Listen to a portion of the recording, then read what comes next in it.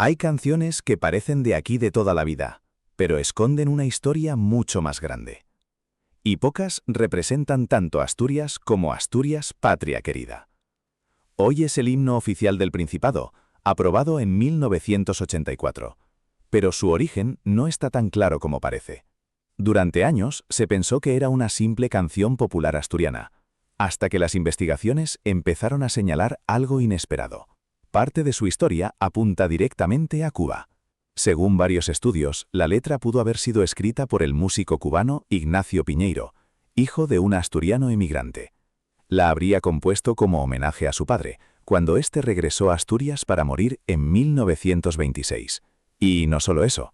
Esa canción empezó a cantarse entre la comunidad asturiana en La Habana, y poco después viajó de vuelta a Asturias, donde terminó haciéndose popular.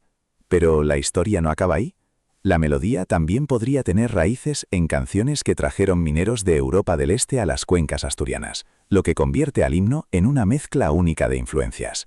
Es decir, lo que hoy sentimos como algo 100% asturiano, en realidad nació del viaje, la emigración y la nostalgia.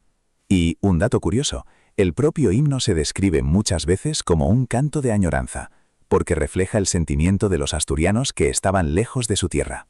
Y ahora dime, ¿sabías que el himno de Asturias podría haber nacido en Cuba? ¿O siempre pensaste que era completamente asturiano? Te leo en comentarios, y sígueme para más contenido de Asturias.